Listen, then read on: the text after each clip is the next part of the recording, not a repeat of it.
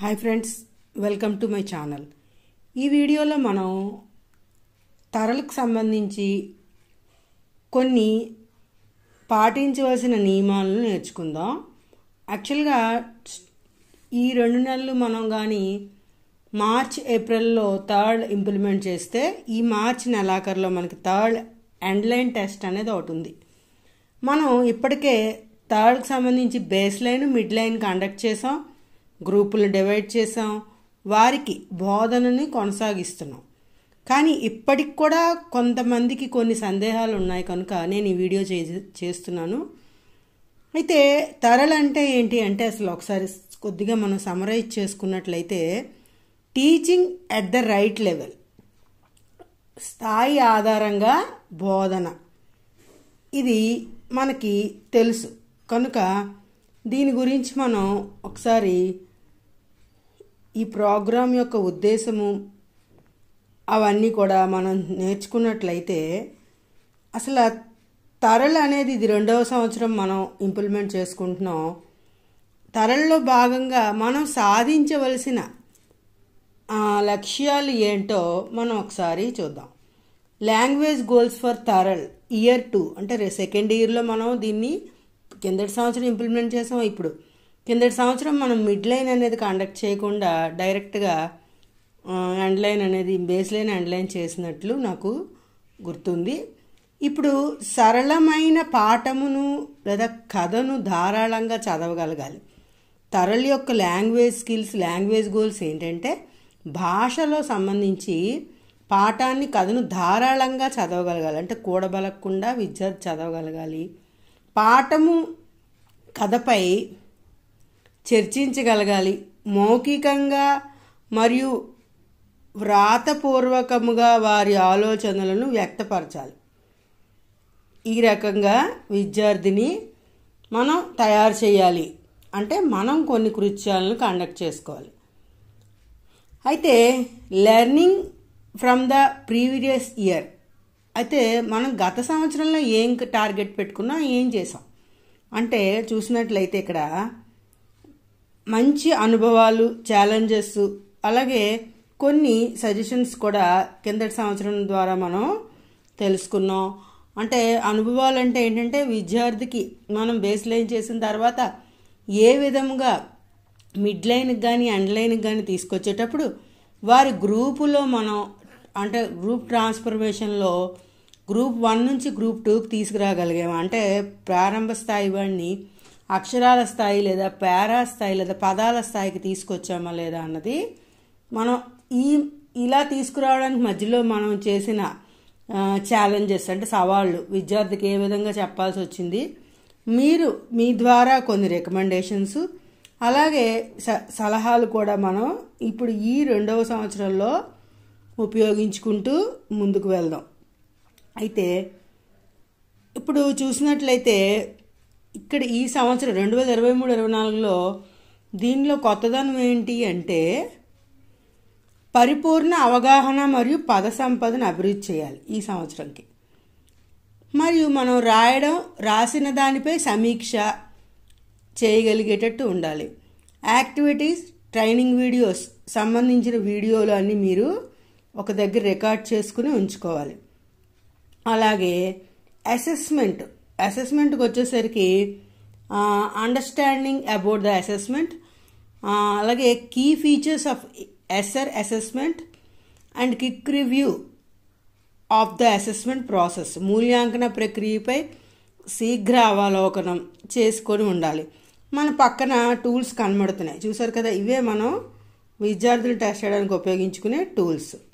Okay, ఇప్పుడు మనం చూసినట్లయితే కృత్యాలు నిర్వహించడంలో సమస్య అంటే ఏంటి డిస్కస్ చేసుకున్నట్లయితే పిల్లల్ని సమూహాలుగా విభజిస్తున్నాము కానీ వారితో కృత్యాలను మనం స్థాయిల వారీగా నిర్వహించలేకపోతున్నాం. చాలా సందర్భాల్లో పిల్లలందరితో పెద్ద సమూహంలో కృత్యాలు నిర్వహించబడుతున్నాయి. అంటే వ్యక్తిగత శ్రద్ధ మనం చూపలేకపోతున్నాం. సమూహాలు చేస్తున్నాం, వారికి తగ్గట్టుగా మనం సమూహాల్లో విద్యార్థుల్ని కూర్చోపెట్టి పెద్ద పెద్ద సమూహాల్లో చేయడం ద్వారా అందరిపైన మనం దృష్టి సారించలేకపోతున్నాం. అవునా కాదా? ఆ తర్వాత చూడండి ఒకసారి సాధారణంగా ప్రతి స్థాయికి ఒక టీచర్ ఫెసిలిటేటర్ కేటాయించాలి. అంటే మనం 3 గ్రూపులు కేటాయించుకుంటే 3 గ్రూపులకి 3 టీచర్లు ఉండేట్టు ఉండాలి. కానీ కొన్ని కారణాల వల్ల మన దేశంలో ఆ పరిస్థితి లేదు. మన దేశంలో అంటే ఇక్కడ మన పాఠశాలల్లో కొన్ని సందర్భాల్లో ఆ పరిస్థితి లేకుండా ఉంటుంది. తరల విధానంలో కొన్ని కృత్యాలు పెద్ద సమూహాలతో, కొన్ని చిన్న సమూహాలతో, మరి కొన్ని వ్యక్తిగతంగా జరుగుతున్నాయి. అవునా కాదా? అయితే మనం సమూహాలు చేసేటప్పుడు గుర్తుపెట్టుకోవాల్సిన ముఖ్య విషయాలు ఏంటో ఇక్కడ ఉన్నాయి చూడండి.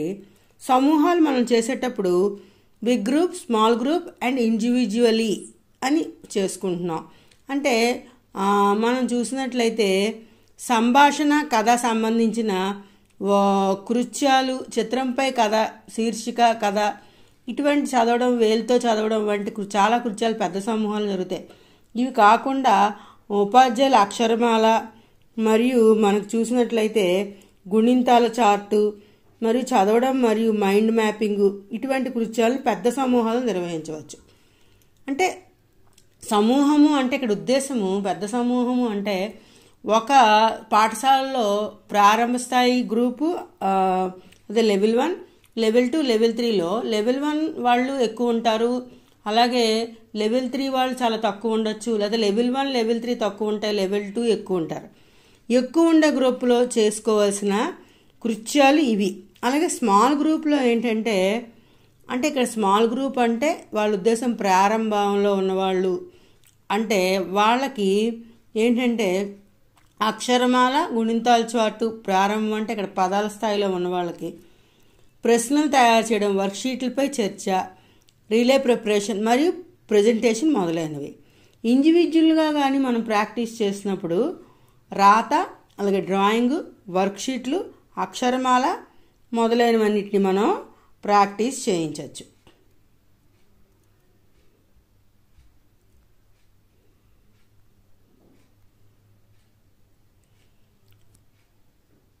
ఇక్కడ మీరు ఇలా చూసినట్లయితే ఈ సమూహాలు చేయడం ఎలాగో ముందు మనం తెలుసుకుందాం. అయితే సమూహాలు ఎందుకు చేయాలి, ఎలా చేయాలి, స్థాయిల ఆధారంగా ఏ విధంగా చేయాలి. ఇప్పుడు ఇక్కడ మనం లెవెల్ అనుకున్నాం కదా, స్థాయిలు. లెవెల్ బిగినర్స్ అంటే అసలు అక్షరాలు గుర్తించలేని వాడు, అలాగే లెటర్స్ కొన్ని గుర్తించగలిగిన వాళ్ళు మనకి బిగినర్స్ కింద అవుతారు. అలాగే లెవెల్ 2 ఏంటి, వర్డ్, అలాగే పారా.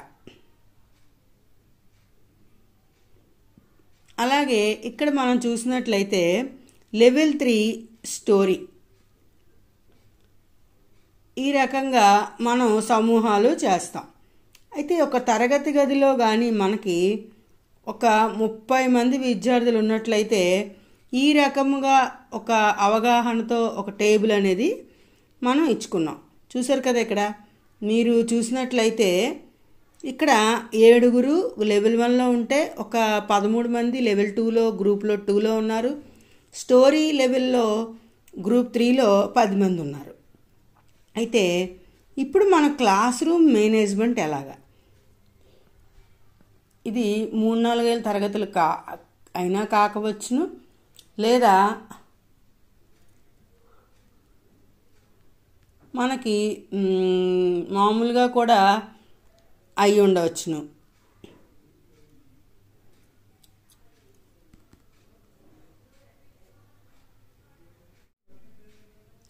మనం ఇక్కడ గ్రూపులో big group, small group, individual group అనుకున్నాం కదా. ఇక్కడ మేనేజ్మెంట్ ఎలా ఉంటుంది ఒకసారి చూసినట్లయితే, ఒక పెద్ద గ్రూపుని తీసుకున్నట్లయితే ఎక్కువ మంది ఉన్న చోట్ల మనం ఏం చేస్తాం, సంభాషణ, కథ చదవడం, చర్చ, మైండ్ మ్యాపింగ్, చిత్రాల క్యాలెండర్ ఉపయోగించుకుని చదివించవచ్చు.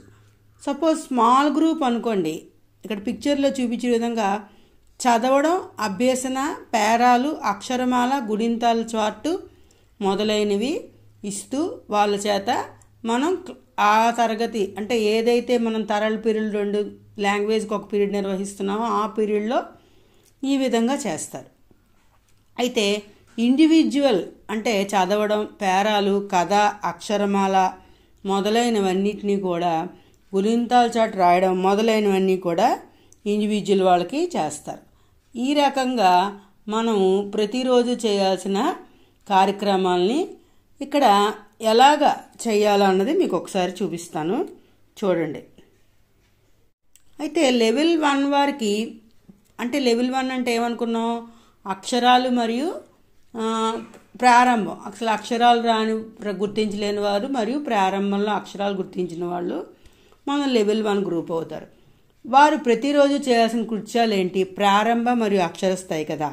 వీళ్ళకి డైరెక్ట్గా మనం అక్షరాలు ఇచ్చేయకుండా ఒక 5 నిమిషాల పాటు ఏం చేస్తున్నారో చూడండి.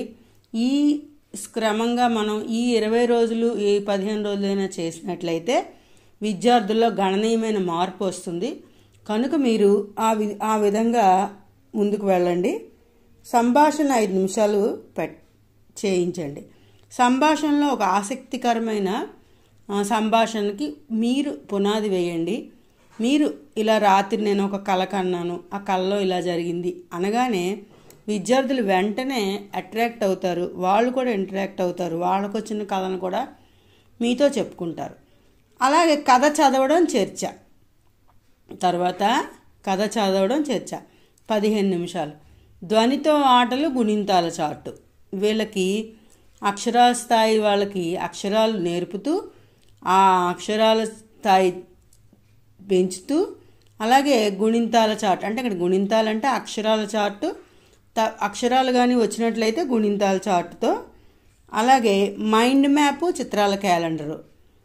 మైండ్ మ్యాప్ సపోజ్ అడవి అనగానే ఏంటి గుర్తొస్తాయి అవన్నీ చెప్పిస్తారు, రాయిస్తారు.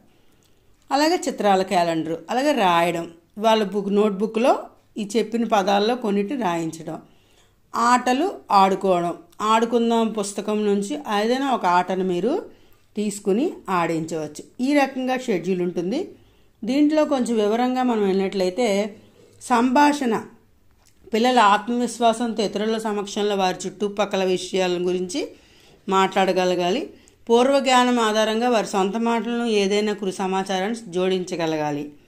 అలాగే చిత్రాలపై చర్చ చేయడం, కథ చెప్పడం, ఏదైనా అంశం మాట్లాడించడం, మనసు విప్పి మాట్లాడించడం. నాకు ఆనందం కలిగితే నేను కథలో చూశాను అని మీరు స్టార్ట్ చేయడం ద్వారా విద్యార్థులు కూడా దాన్ని చెప్పడానికి ఇష్టపడతారు.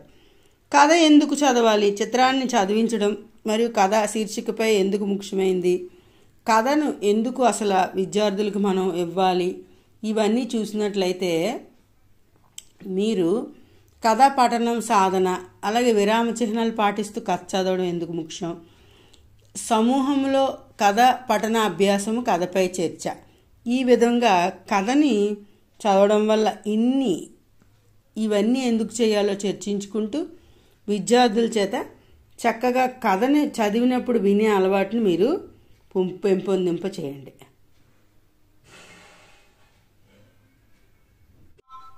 కథ ఈ విధంగా ఉంటుంది. ధ్వనితో ఆటలు అనే కృత్యాన్ని మనం చూద్దాం. ధ్వనితో ఆటల్లో చూడండి, ఇక్కడ మీకు విడదీయడం, తర్వాత ఎలా ఉంటాయంటే పదాలను విడదీస్తూ చూడండి, పగలు, భూమి ఆ ధ్వనిని వాళ్ళు పోల్చాలి. ఏ అక్షరాలు కలిపితే ఏరు అయిందో చెప్పగలగాలి.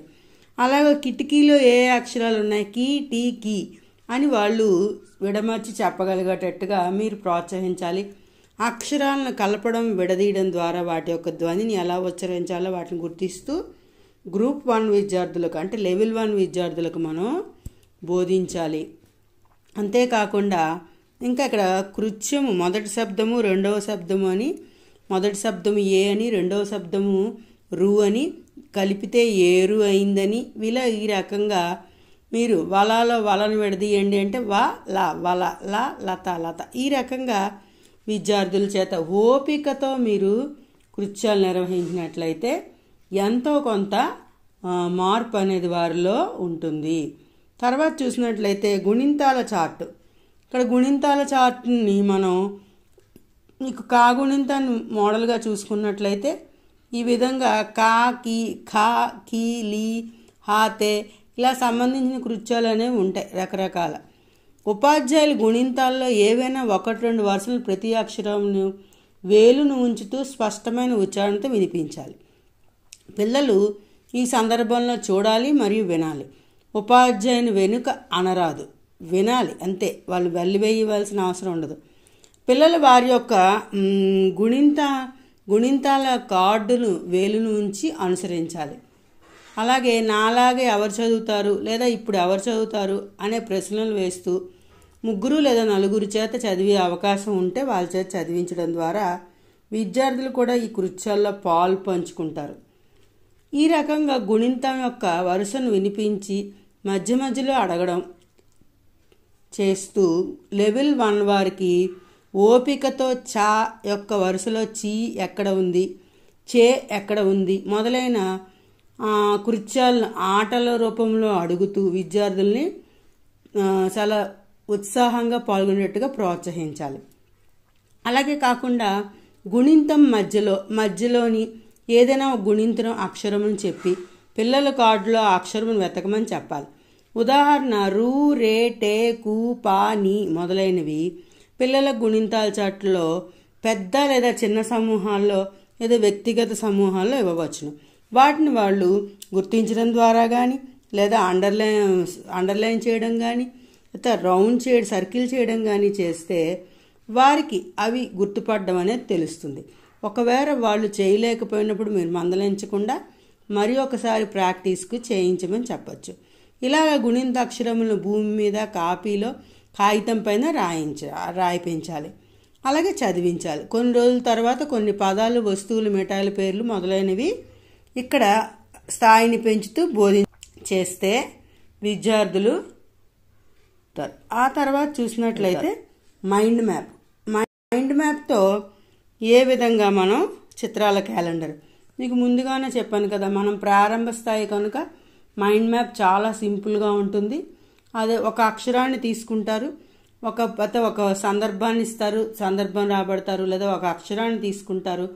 పదచక్రం లాగా ఈ రకంగా కాకు సంబంధించి పదాలు ఏవేవి ఏర్పడతాయో వాటన్నిటికీ ఇక్కడ చూపించిన విధంగా అలా అక్షరాలను మారుస్తూ మీరు చేస్తారు. చిత్రాల క్యాలెండర్లు అయితే ఏం చేస్తారంటే చిత్రాల పటాన్ని ఒక దానిని పరిశీలించి చర్చించుకోమని విద్యార్థులకు చెప్పండి. మరియు చిత్రపటానికి సంబంధించిన ప్రశ్నలు వారి స్థాయిల ఆధారంగా చిత్రంలో ఏవేవి కనిపిస్తున్నాయి, ఎవరెవరు ఏమి చేస్తున్నారు, ఏవేవి ఉన్నాయి, ఈ రకంగా పలు రకాల ప్రశ్నలను మీరు అడగడం ద్వారా మెల్లమెల్లగా పదాల సంఖ్యను పెంచుతూ 2 పదాలు, 3 పదాలు మరియు 5 పదాలు, తర్వాత 10 పదాలు, అలా అంతకంటే ఎక్కువ పదాలు చెప్పుటకు వారిని ప్రోత్సహించాలి. ఒకే క్యాలెండర్ నుంచి ఈ రకంగా ఒక రోజుకి ఒక చిత్రాన్ని మాత్రమే చూపిస్తూ వారి చేత ఎక్కువసేపు ఆ సమయంలో అంటే రోజులో ఒకసారి చేసిన పీరియడ్లో వాళ్ళ చేత మనం స్పందించేలాగా చేయాలి. అలాగే నిత్య జీవితంలో అనుభవాలను కూడా జోడిస్తూ చెప్పాలి, వ్రాయాలి. ఆశించే సామర్థ్యం ఏంటి ఇక్కడ? ఈ కృత్యం ద్వారా పరిశీలన, ఆలోచన, ఊహించుట, గణించుట మరియు అన్వయించుకొనుట వంటి సామర్థ్యాలు బలపడతాయనే ఒక నమ్మకంతో ఈ కృత్యాన్ని ఇవ్వడం జరుగుతుంది. ఈ రకంగా తర్వాత మనం చూసినట్లయితే ఒక రోజులో చేయాల్సిన లెవెల్ 1 వాళ్ళు చేయాల్సిన కృత్యాల్లో రాయడం. ఈ రాయడం అంటే ఏంటి? అసలు రాయడం అంటే ఆలోచనలు వ్యక్తపరచడం, ఆలోచనలు లేదా భావాలను పదాల రూపంలో కాగితంపై వ్యక్తపరిచి విద్యార్థులు రాసే ప్రక్రియలో తగిన ఆలోచనలు కలిగి ఉండాలి. రాసిన దాన్ని తగిన విధంగా అమర్చాలి, సరైన శైలిలో వ్యక్తపరచాలి. ఇక్కడ చర్చ, గీయడము లేదా రాయడము, మళ్ళీ సమీక్ష మరియు తిరిగి రాయడము, ఈ రకమైన ప్రాసెస్తో రాయడం అనేది ముగుస్తుంది. మనం ఇంకా చూసినట్లయితే పిల్లలు తరచుగా ఇంటి గోడలపై చిత్రాలు లేదా వంకర గీతలు గీయడం కనిపిస్తుంది. ఈ వంకర గీతలు నిజానికి వారి ఆలోచనలు. ఈ వ్యక్తీకరణ తర్వాత అర్థవంతంగా మారుతుంది. చిన్న వయసులో ఆ విధంగా చేస్తారు. అందుకే పిల్లవాడు చదువుతో పాటు తన ఆలోచనలు వ్యక్తపరచడం నేర్చుకోవడం చాలా ముఖ్యం. ప్రారంభ స్థాయి, అక్షరాల స్థాయి వారికి మనం ఏ విధంగా ఇస్తాం? స్థాయి ఆధారంగా రాయడం యొక్క కృత్యాలు. ప్రారంభ స్థాయి అంటే ఇంకా వాడు అక్షరాలను గుర్తుపట్టే స్థాయికి రాలేదు. అక్షర స్థాయి, అక్షరాలు కొంచెం గుర్తుపడుతున్నాడు. వాళ్ళకి ఏ విధంగా కృత్యాలు ఉంటాయి చూడండి. ఏదైనా చిత్రాన్ని గీయమని మరియు దాని గురించి రాయమని చెప్పాలి. ఒకవేళ పిల్లలు రాయలేకపోయినా తప్పులు రాసిన ఉపాధ్యాయులు సహాయం చేయాలి, సహాయం చేస్తూ. అలాగే ఇప్పుడు ప్రారంభ స్థాయిలో వాళ్ళు కాకుండా అక్షర స్థాయిలో వాళ్ళు పిల్లలకు వారి ఇష్టానుసారంగా ఏదైనా రాయమని చెప్పాలి. తప్పులను గుణింతాల సహాయంతో సరిచేయాలి. ఇక్కడ మీరు ఒక విషయాన్ని గుర్తించండి. 3, 4, 5 తరగతుల విద్యార్థులు కనుక కొంచెం మనం ఇచ్చిన ఈ ఎక్సర్సైజులతో అభ్యాసాలతో వాళ్ళు రాసే విధంగా తయారవుతారు కనుక వారి చేత రాయించవచ్చు నేను అనుకుంటున్నాను. తర్వాత ఆటలు ప్రారంభ స్థాయి వారికి ఏ విధంగా ఉంటాయి, అక్షరాల స్థాయి వారికి ఏ విధంగా ఉంటాయో ఇక్కడ ఇవ్వడం జరిగింది. ఈ ఆటలకు సంబంధించి కూడా మీకు గ్రూపుల్లో కానీ తరాలకు సంబంధించిన వాటిలో కానీ ఏ విధంగా ఆడించాలో కూడా చెప్పడం జరిగింది. దాని ద్వారా మీరు పాడుతూ రుమాలాట అని, అలాగే పాడుతూ రుమాల మార్పు, ఈ రకమైన అక్షరాలు జోడించడం నేను చూశాను, అదే బొట్టాట, ఇటువంటి ఆటలన్నింటినీ కూడా మీరు ఆడించి ఆ యొక్క తరగతి గదిలో విద్యార్థుల చేత మీరు ప్రభావవంతంగా ఆ ఒక్కరోజు చక్కగా చేయించవచ్చు. ఇప్పుడు మీకు లెవెల్ 1 వారికి ఇంకా చాలా ఇంపార్టెంట్. లెవెల్ 1 వారు మనకు టార్గెట్ కనుక వారికి ఏ విధంగా కృత్యాలు చేయాలి, ఏ విధంగా ఆటలాడించాలన్నది మీకు అర్థమైంది అనుకుంటాను. నా తర్వాత వీడియోలో లెవెల్ 2 వారికి ఏ విధంగా మనం ఆటలు ఆడించాలి, వారి యొక్క ఈ మనం ఏదైతే అనుకున్నామో 1 గంట సమయం పాటు కేటాయించాలనుకున్నామో ఆ గంటలో లెవెల్ 2 వారి కృత్యాలు ఏ విధంగా ఉంటాయి, అలాగే లెవెల్ 3 వారికి అంటే కథాస్థాయి వారిని ఏ విధంగా మనం ఎంగేజ్ చేయాలి, ఇవన్నిటి గురించి చర్చించుకుందాం.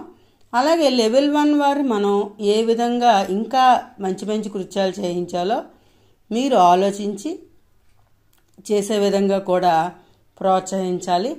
అంటే లెవెల్ 1 వారికి మనం ఏం చేస్తామంటే ఉన్న ఆ అక్షరాల చార్టును కానీ గుణింతాల చార్టును కానీ చాలా సేపటి వరకు వారి చేత ప్రాక్టీస్ చేయించాలి.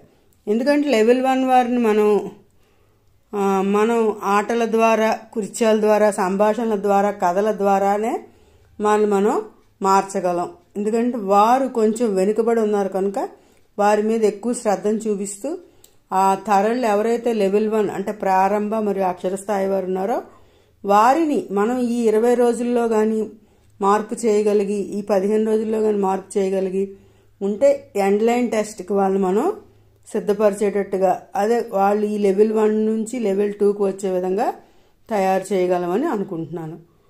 ఓకే ఫ్రెండ్స్, నా నెక్స్ట్ వీడియోలో లెవెల్ 2 వారికి అలాగే లెవెల్ 3 వారికి ఏ కృత్యాలు చేయాలన్నది వివరంగా మాట్లాడుకుందాం. Okay, bye bye.